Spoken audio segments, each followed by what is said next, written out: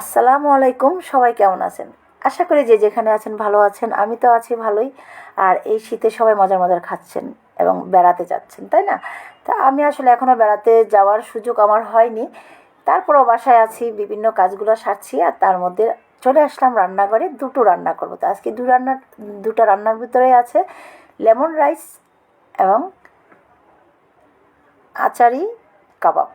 তো সবসময় তো খেয়েছেন নিশ্চয়ই, আপনারা অনেকেই খেয়েছেন আচারি গরুর মাংস বা আচারি মুরগির মাংস, আমি জানি না কে কোনটা খেয়েছেন, আর গরুর মাংসের আচার। তো আমি আজকে চেষ্টা করলাম যে দেখি কেমন হয় আচারি কাবাবটা বানালে, একটু অন্যরকম ফ্লেভার পাবো বা অন্যরকম একটা টেস্ট পাবো।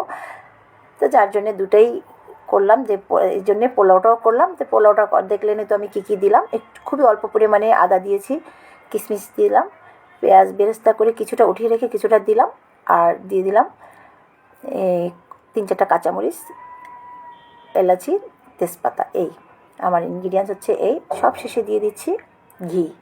ঘি না দিলে তো অসম্পূর্ণই থেকে যাবে লেমন রাইস, যেটা এত সুন্দর ফ্লেভার আসছে মানে লেমনের, খুবই ভাল লাগছে। তা আসলে অনেক রকমেরই তো পোলাও আছে, তাই না? সব কিছুই একটু একটু করে টেস্ট নেওয়া উচিত যতদিন বেঁচে আছি।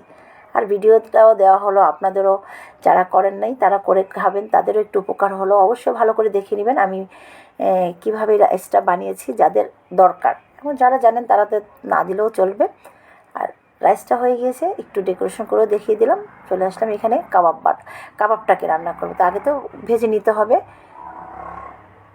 তো একটু ভেজে নিয়ে তারপরে যেয়ে আমি আচারি কাবাব বানাবো। তো এই আচারি কাবাব কি কেউ খেয়েছেন কখনো? খেলে অবশ্যই কমেন্ট করবেন কেমন লাগে খেতে। তা আমি যেহেতু খেয়েই ভিডিওটার ভয়েস দিচ্ছি, তো যার জন্যে আমি তো বলতেই পারবো কেমন হয়েছে। বিশ্বাস করেন, আমি চিন্তাই করিনি যে এতটা মজা লাগবে। ভালো লেগেছে। আমি আবারও বানাবো এবং আমার বাসার সবাই বললো যে এটা বানিয়ে রাখিয়ে দিলে কিন্তু হয়তো পোলাও হোক আর খিচুড়ি হোক, এর সাথে খেতে কিন্তু খুবই মজা লাগবে।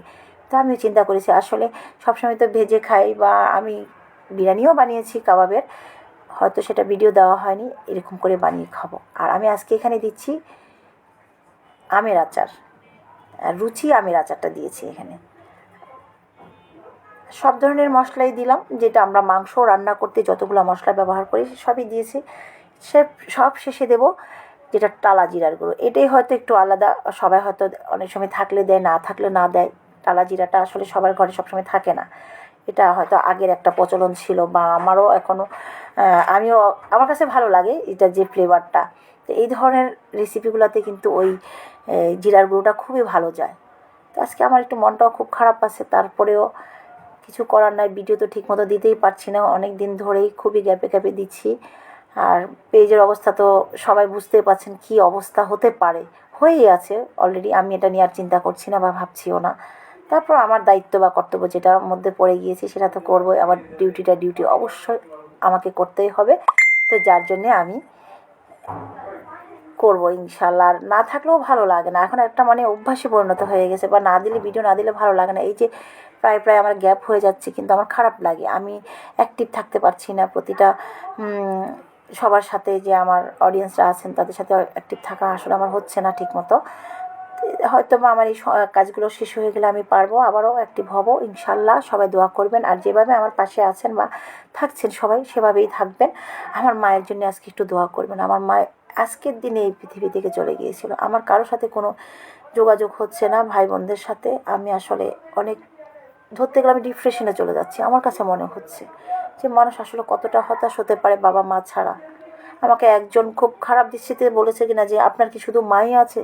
হ্যাঁ, আমার মা শেষ সময় পর্যন্ত আমার ছিল, আমার পাশে ছিল, আমার একটা সাহসের মতো, শক্তির মতো। আমার সে মাকে আমি হারিয়ে অনেকটাই অসহায়। তো সবাই ভালো থাকবেন, আল্লাহ হাফেজ।